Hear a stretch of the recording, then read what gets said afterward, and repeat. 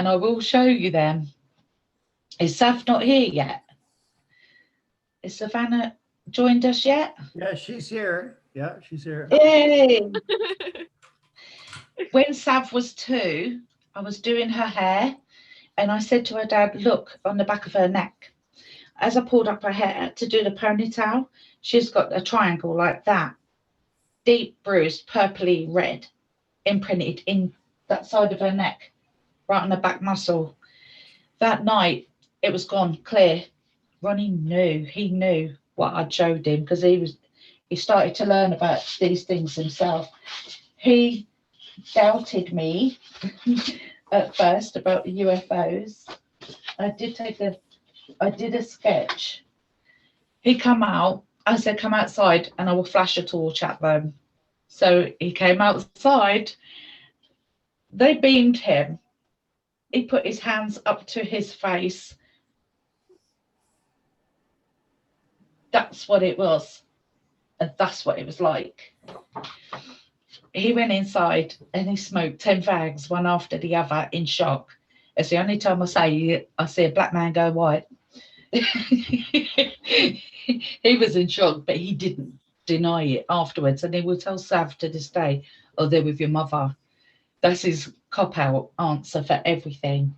But Sav, as a baby, was different. I did a test with her because she used to just be so sensitive. She'd be asleep and I'd move her dummy, her soother, and put it somewhere else. I said to him, watch her. She would just go like that and grab it and put it in her mouth. She never even opened her eyes. She didn't know I'd moved it. She didn't know where I'd put it. But it was like a party trick with her. And her hearing, she'd be upstairs in the furthest bedroom away. I'd be talking really quietly. She'd shout downstairs, I can hear everything, you know. So I nicknamed her Radar because of her hearing. She's just something else. Paranormal activity would be around her. It'd be around all of us. But she'd get her own stuff as well. Like that night when you was screaming at me, Mum, did you get me undressed? I was like, no. Yeah. And she'd been undressed and her clothes tossed under her bed to the other side of the wall. But what she didn't know was on the run up to that, I was downstairs with Colin watching TV with the dogs. And the dogs jumped up. And JD was trying to bark at the door. And I didn't like it. I said, Colin, I don't like this. Have a look out. It's freaking me out. He'd look outside, couldn't see anything. He saw dog lay down. Dog didn't. Dog went and sat up the stairs so he could look out the window. It was a clever dog. But while we're doing this, someone's upstairs with Savannah. It's the only answer for what happened to her. Because by the time we went up to bed, I hadn't long laid down when she's come along the hallway. Mum, what have you done to me? Nothing, Sav. I've just come upstairs. But that connected with the dog's behaviour. I mean, you was with Ross, Sav, that night. You didn't know I had activity in the house. And you said to me, you see the being at my bedroom window. Oh, yeah. Oh, that terrified me. I could see it through the corner of my eye. Because the lights were off in the bedroom. Yeah. We had like a net curtain and the curtain shut as well. And in the corner of my eye, I could just see like a hand, like really slowly just going up like that. So obviously, because I could see it through the corner of my eye, I've then looked after a little while because I want to see what it is. And as soon as I've looked, I've seen the hand just pull away really quickly and the slight figure of a face. But as I've done that, I've seen the curtain then go down and like stop moving. So then that made me paranoid before I even went in. And then when I've gone in, but what you didn't know was the dogs had played up before you came in the house. You said to me, Mum, was that you upstairs at the window? I went, no, I've just gone in the kitchen. I said, dogs were playing up. And we'd heard thumping upstairs, but let it go. And then you come in and tell me that. So we actually had to get some ghost hunters in to try and do a cleansing on the property because stuff was kept going missing in a house. Plus, your hangers were swinging on the rail in your bedroom. The beds were vibrating. My bed would shake Yeah, all the time. I had that when I was in that room. The bed shook. I had to grab onto it. It happened all the time. Whenever I was in the bed, it happened, and it always shook 3 times. Strangely enough. The hardest thing I found with all this was how to keep my children safe. The amount of times we all slept in the same bed because they're walking up and down stairs all night. I've had this invisible dog tear up the stairs, come past my bed and out through the window. And I've become airborne. It has frightened the life out of me. It was continuous. And I said, I want to set a camera up at night. And then I thought, I don't think I could handle what I'm going to see on the camera, so I didn't do it. It's just been full on, hasn't it? And it still is full on. Yeah. I mean, even when I got sick in 2013, I got this vasculitis, and then I went to the hospital, but then my face was out there. I didn't think it was going to be a serious thing, but they did MRI scans, and then I had 4 specialists looking at my eyes, and they said to me, when did you have your eye operation? I said, I've never had an eye operation. They went, no, you have. When did you have it? And I haven't. I said, I haven't. I said, why? What makes you say that? They said, you've got 2 symmetrical cysts in both eyes from an eye operation. This is an eye operation I never had. I was hospitalised for 3 days, put on steroids and that. It was a year of going in and out of hospital continuously because they didn't know what was wrong with me. But my face, my eye orbit, my brain was swelling, and I nearly died from it, or permanent brain damage. I had to have a biopsy on the eye. So this specialist in Norfolk and Norwich took flesh from the back of my eye socket. He was a nice person and all that. Then I went back for the results, and he flipped out on me. And I was like, wow, what's this all about? I said to him, what is wrong with me? What did you find? He went, I found something. And he did this when he said something. He said, go and speak to that nurse. I said to him, hold on. What did you find? What's wrong with me? He said, I found something. Don't worry. And he sent me to her. He said, you go and have blood test done. He stormed out the door and slammed the door. And I was left standing there like, oh my God. What's going on? What's he saying? Because I've got 2 things going on in my head. Number one, is it them? What have they done? Has he took something out of my eye that they've put in my face, or something else? So it's took till last year. I got myself to a brand new specialist, and this has been going on since 2013. Got myself to a new specialist in February, and then he phones me and says, I've had to look at all your case so that I can give you a proper diagnosis. I said, okay, fair enough. He said, I've looked at all your MRI scans. He went, when did you have your nose operation? I nearly died. I thought, here we go again. You're having a laugh. I said, what? I haven't had a nose operation. I've never had a nose operation. He says, yes, you have. You got there's a big cut made in my face. And he said, that's what's causing your eye problems.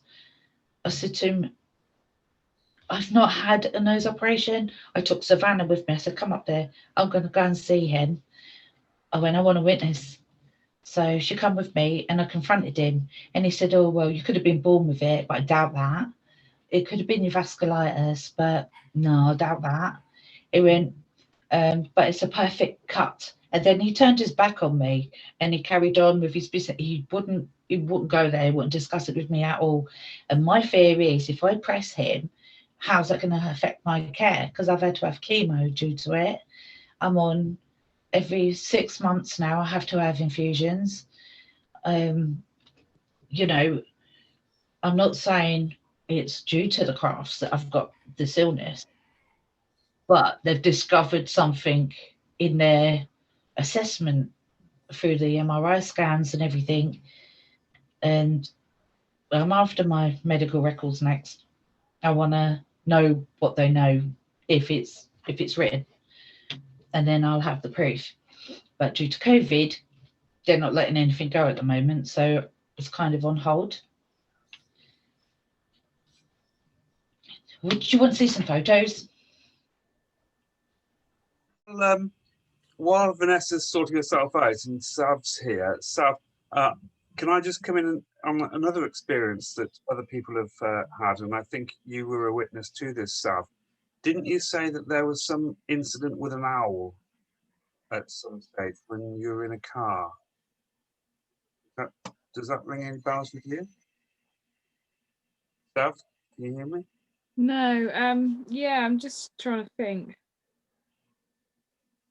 Weren't you in a car and an owl was pacing you or in alongside the car? Was that an incident involving you, or was it involving someone No, I else? don't think that was me. Okay. No. Perhaps we'll ask Vanessa when she comes back about that. About that. Yeah, she might know. Yeah. Well, Savannah, maybe you should give your story because you're their second speaker today, right? Oh, am I? Yeah, you're both Savannah and Vanessa are the two speakers. So you're going to talk after or the same Oh. time as your mom. Um. Tell the audience you're the daughter of Vanessa. Oh no, she's meant to do most of this. I don't know where to start. So much.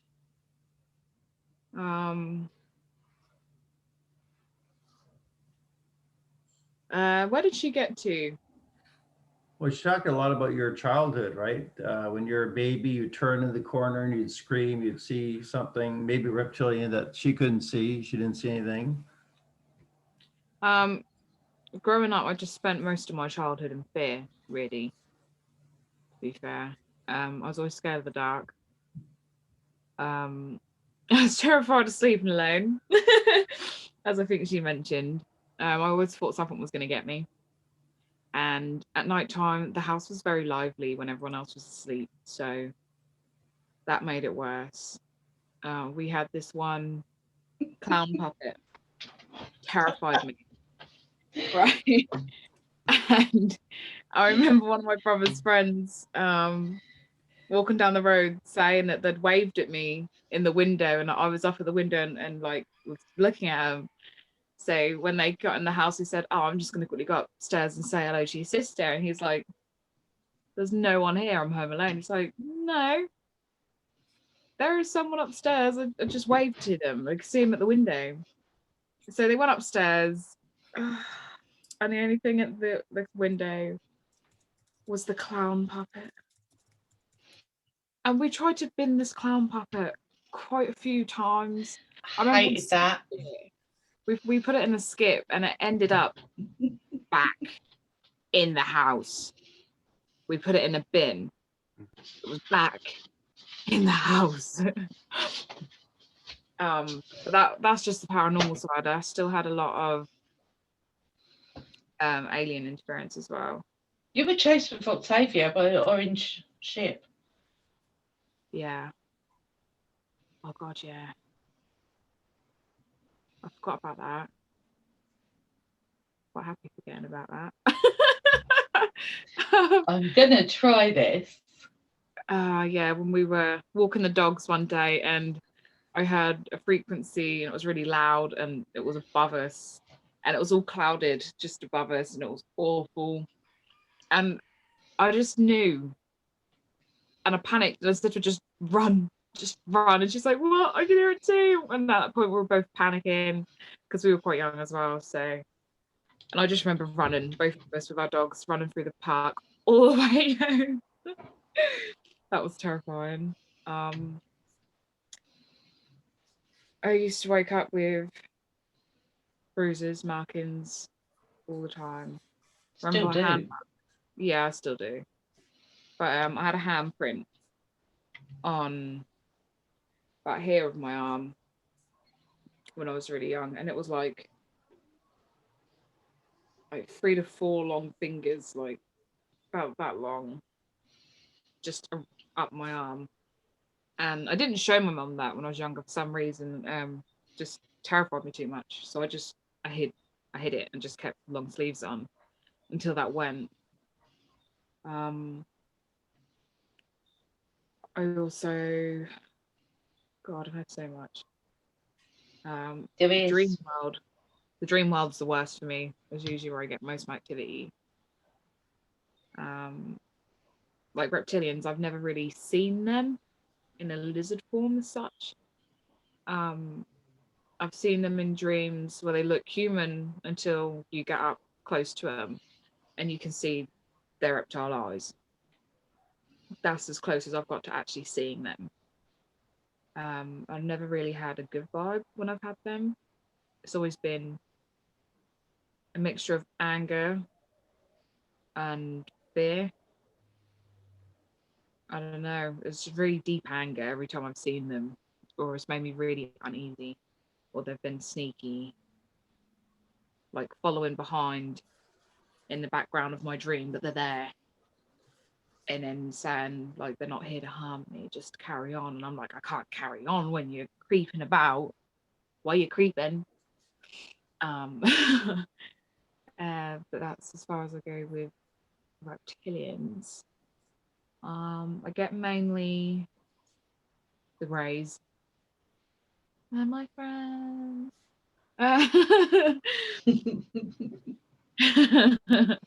There was one time, my worst experience, which terrified me, was when I was in bed and I couldn't sleep most nights because every time I closed my eyes, I could see them, like the out figure of the bodies and the features on the face even. And it was around my bed, but half of my bed was tucked away by the wall, so I didn't understand how they could be around that half of my bed. And whenever I'd close my eyes, I could see him. So how can you sleep when you keep closing your eyes and you can see him looking at you? And there's 3 of them. And I noticed with my emotions getting higher from the fear, it seemed like they got more vivid and a lot closer. And do you remember that, Mum, when I come downstairs, just like having a full meltdown and breakdown and just rubbing my eyes and screaming and crying, saying, oh, it won't stop. I can't stop seeing him. They're going to get me. You did that a few times. So close. Oh, sometimes, Sav, it seemed like sometimes I play it down, but, you know, I knew, but I was trying, as mum, trying to install as much normality into our world as I could, and it was about keeping you mentally stable and safe as best I could. It's not normal world for families to go through this, and it wasn't an accepted of the system for these things to be accepted. So as a mum trying to raise my children right, knowing this, you know, entwined with our normal reality of things, I'm trying to get them through school. I'm trying to work. I was trying to hold a job down, trying to make things as normal as I could with all this going on. You know, I was doing night shifts. Well, I got used to being up all night. So I started doing night shifts at a care home, and this activity would come there. It helped me, to be fair. It helped me with caring. I used to pre-know when somebody was gonna, if somebody had trouble breathing, I'd turn up. I'd be there. I'm helping these people. I'd help people cross over. I did end of life care, palliative care. Of it's weird. It's kind of been like a learning process for me to grow in some way, and like a guidance from them, as this is what they wanted from me. And I was aware of that. My biggest problem was leaving the kids unattended and what's going on at home with them. But Reese and Jerome were older, even though they were still having activity. But yeah, what's that? Could you hear me? And that was Mimi's camera, Mimi's mic. Ah, okay. But yeah, I just sometimes I play it down with her a little bit because I was trying to calm things down, trying to settle things, hoping that would, you try and be a guide for your children and a protector of your children. So sometimes Sav, I think, questioned my behaviour at times, but it's not that I didn't believe her. I believed her. It was trying to talk to her in a manner that would bring her out of this, zone that they'd put her into, that she'd put herself into too, out of fear and stuff. Because I've been there. I know it, but I didn't have any support. So I was trying to be different and be a support network for her. So sometimes I think she thinks I don't understand when I do really understand a lot more than she realised. But our relationship in the last few years, we've come so close. We actually vibe off each other because she's going down the same path that I've already been down, but she's gone down it sooner. So I do understand, and she's advanced beyond with what they've put her through so soon. Yeah. Do you agree with that, Sav? Yeah. Definitely. I mean, I astral travel by accident a lot, so. I astral travelled too. I went round Auntie Addie's. And she knows it. I didn't even plan it. But I've been other places too. I was being gunned down as a soldier in Afghanistan, hiding in the back of a burnt out vehicle, pulling a dead body over myself to hide from these Taliban that were coming. That was really realistic. But what the hell was I doing there? And I had loads of stuff like that. And it is astral leaps. I don't plan them, just go. Maybe that's why they're interested in me, because I can do this stuff. Can I just come in there? Yes. Vanessa, I think you missed out one of the other missing time episodes, which was quite fascinating, about when you went out. Do you remember you went out for a night with the girls? Yeah. And you left early. And got the scar for that one. Yeah, that's it. Tell that encounter. That's a good encounter. It's very interesting.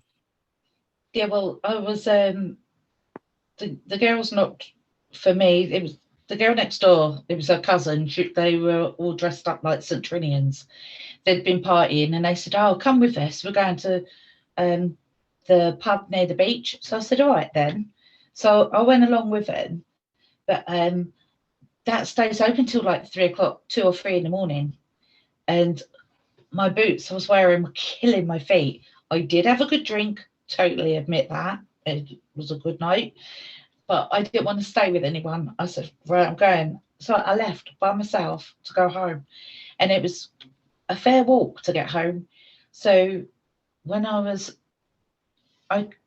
it's like I was heading towards the Asda roundabout, and I said I was going to head towards Kirkley Run because there's safety where there's blocks of flats.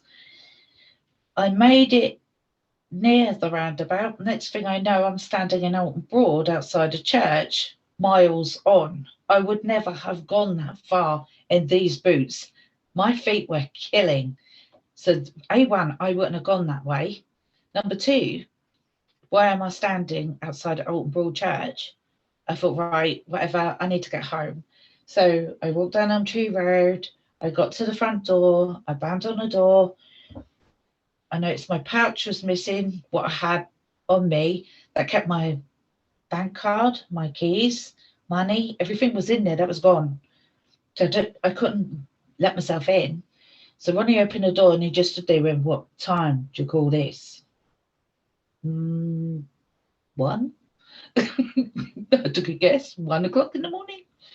He went, "It's 5:10 in the morning. Where the hell have you been?" I'm like, what? No way. I pushed past him, went in the kitchen. I looked at the clock. It was 5:10 in the morning. And I'm like, I can't explain this. And I had this massive burn mark on the back of my hand.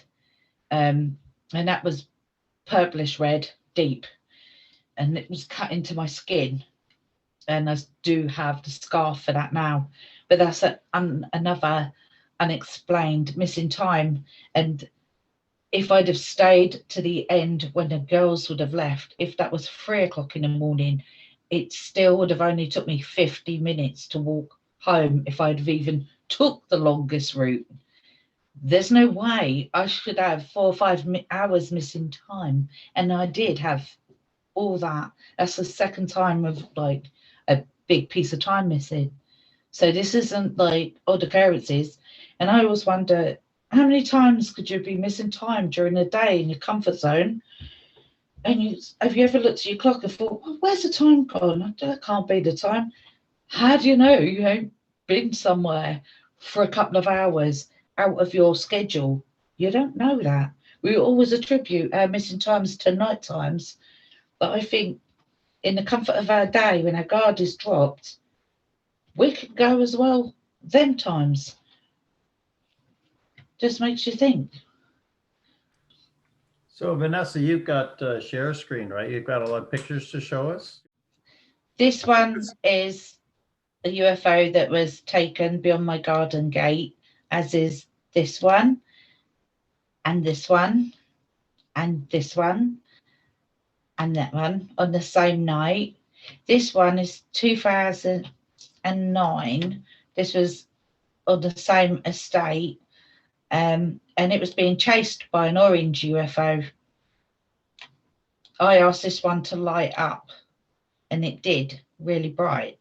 And it headed off towards the North Sea. That was coming from like Ipswich direction, heading towards Great Yarmouth direction. Notice the A bar, because I'll show you this a bit later on. And like I say, once that had shot over the houses as a bright white light, an orange one was chasing it really fast. This one appeared when I was having a sky watch in the garden. This is a UFO. This is a UFO. And there was one offset this side. There were 3 of them. And as this came overhead, really quite low, when it got towards the woods, it changed shape to a bird shape. That's the same ship. And there it is as the bird, which I took as a sign of love. I thought that was really nice. I got a good vibe from that. It's just so pretty, the colours. There's the A bar again. You see the A bar? That was like the other ship. And that was the orange fireball one. This one I took as a really positive symbol, obviously because of the heart. This was another orange fireball-y one at me. So was that one. That was the one I showed you previously, and it's got the dates on there. Vanessa, how do you explain the squiggly lines in the shape? Is that what we actually saw? It's not a time-lapse photography? I can't do time-lapse photography. It was a digital camera, one click, bang, that's how it goes. So is that what you saw? Like during that one click, did it move during that click? They would move. They would kind of hover quite slow. They wouldn't move much at all. But did it look like that with the naked eye when you saw it? No. No, my eyes would dazzle. I would take the picture with the camera. The camera don't have the problem with the visual issues like we do. So the camera is taking a photo of it as it is. So I So can you only saw, go you by just saw what a I've bright seen. light? It was so bright you Yeah. couldn't make out any details? Yeah, Oh, okay. like this one. This was between the roof of the neighbours' houses across my trees at the bottom of my garden. These are trees behind. I did put it through a filter, and I'm sorry about that. I don't have the other picture without filters now, but I took a sequence that, not that one, but that's part of the sequence. That's part of the sequence. That's part of the sequence. Oh, I'll come back to that one. See how they shape shift the light. It's energy. It changes shapes as it moves. It's concentrated energy. That's why they do all these shapes.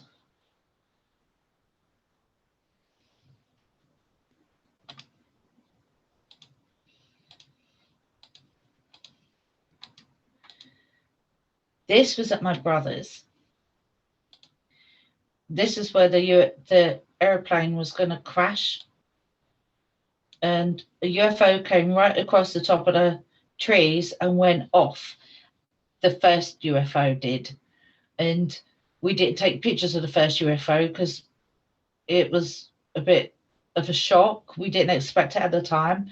And I thought the airplane was going to fall out of the sky and crash because the pilot was fighting with his engines and they had to fight to swerve the plane so he didn't crash into the UFO.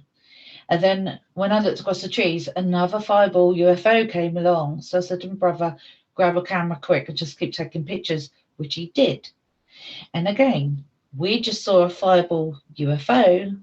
And what you see here is the energy shoots down in the trees and forms two beings at the bottom of the trees. Lots of orbs around. At the bottom of his garden, there's these poles. I'll just explain that these poles are houses they've got scaffolding being set up for buildings to be built. So they make a good reference point. And this was concentrated energy. And I think the aliens were, the ship is the alien, if you know what I mean. This isn't part of my brother's garden at all, this streak here. So that's got to be that silver being energy thing. There's a UFO there, and there's all this mist coming down. Everything is lit up with this orange glow from the UFO. Again, the orange being and the silver being, and everything is still this orange energy everywhere. And that was him. And these orbs, they're just amazing. But they were so bright. But I don't understand why squiggles, but then if it's like energy, concentrated energy, maybe it just changes form, but it's still aware. Was that at Uncle Martin's? Yeah, you run in the house. I hated that night. Yeah, That was we horrible. just see Auntie Eddie off into the cars. We'd had a garden dinner all sat together and everything, and they left, and that's when I turned around and spotted them coming over the trees. Did you actually see that bitch, Sav? It was like a long torpedo at first, and then we ran around the back of the house. It had turned from a torpedo to like a ball shape. Yeah, I see that. It was after that that I didn't want to be outside anymore. No, you all ran indoors. It was just me and Martin. Yeah. We just couldn't believe what was happening. Yeah, I didn't like that night. Did you hear the aeroplane then? I can't remember. Okay. Well, this mist is raining down from the UFO, and there's energy in the trees here. And he's taken these pictures quite quickly. Again, the energy is doing its own thing. These are the poles from the scaffolding. What this is and that is, I don't know, but these are good pictures. There's no shake. The leaves are clear, the poles are clear. But this stuff is moving. This Can you is why I zoom say,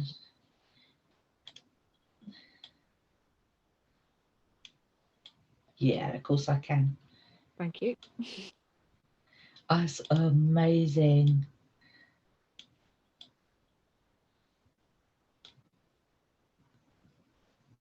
That's crazy. That's so cool. It is cool. But it happened. See, everything's just lit up orange everywhere. It felt like Close Encounters of the Third Kind. It was just nuts. Look at that, just swoop. But we never see any of that. We see it go from right to left, and it went.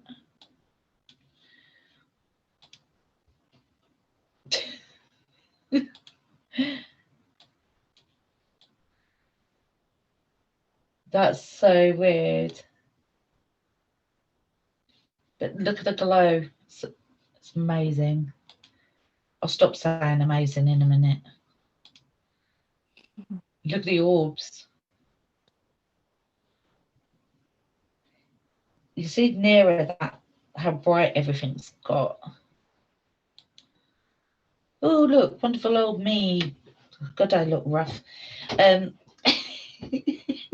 It's because I was staying at my brother's the night anyway, so I jammed up and we sat outside sky watching still because of what had happened earlier. But this is 4 or 5 hours later, and I said to Martin, take a picture of me on the grass. And I said, if anything is around, join me. Right, it did.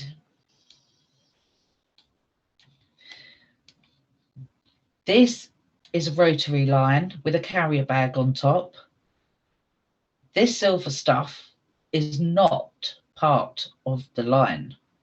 And I think it's that silver concentrated energy being thing beside me, because I'd invited whatever was there to come and have the picture taken. So all this bit here doesn't exist as part of his garden. And all this is energy. And I don't know if that's what's wrong with me. Has all this affected me and made me ill? It's around here. Is it distortion? I don't know. But the photo speaks for itself. There's still activity all that time later in that garden. My son, this is ghostly activity around him. This is a long arm, hand. This is all spirit activity in the background, all around here. I took a sequence of photographs a lot, and you could see it manifesting to the point he vanishes, and then the shot after that is clear, nothing there at all. So that's a really good photograph. There was always orbs around my house, lit up orbs caught on camera. This is just proof of what was always around the house. This is just outside my front door. I like that halo. Look at that. There's that nose and eyes, a face in there. It's quite cute. That looks like a pixie ears and face. That's in the woods at Blackheath Woods.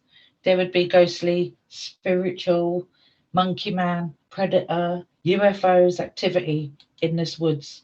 There's a ghost flying through.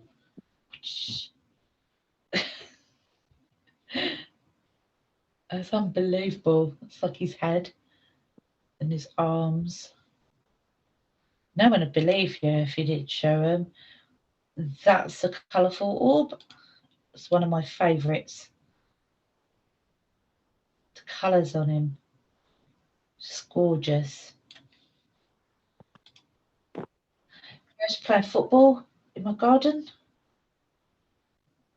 Arms, bottom, legs, leg, playing football, and I swear it come from this mist here, come over, and he's run off playing football. I don't know what that is. No idea. What is that? That's a bit dodgy, isn't it? What is that? What is that? Zoom in more. Yeah, I don't want to. I don't want to. I'm not seeing. What is that's freaky, isn't it? Do you know I never even bothered looking? That's like a face and the body, isn't it? I don't like that. Vanessa, do you ever see these orbs with the naked eye before you take a photo, or do you only see them when you've taken the photo, or do you see them in the viewfinder as you're taking it? Both. Sometimes I don't see them, and I've took pictures because I get a feeling I should take a picture, and then I take them. That's where I got lucky with a lot of pictures because I get a vibe. Sometimes I've seen the orbs with my eyes. Sometimes I've seen the orbs through the viewfinder, and I'm taking pictures. So everything, all of the above. Do you remember this, Ian? Are they the ones I took? I do. That was the one when we went, me, Sav, Dawny, Tisha went to Blackheath Woods. And then we went back to my old house outside. And this was up in the sky, wasn't it? And then it Yeah. come down in the woods. Mhm. That was madness. Yeah, it wasn't dropped. It was amazing. We watched it hovering for a long time. Well, for probably about 15, 20 minutes. And then it just dropped like a So stone. quick. Yeah. You couldn't, it was amazing to just see it dropping straight into the forest where we'd just been walking. I know. Yeah, that was quite astounding when it did that. Sav took that picture. She's better with a camera than me, but she's good.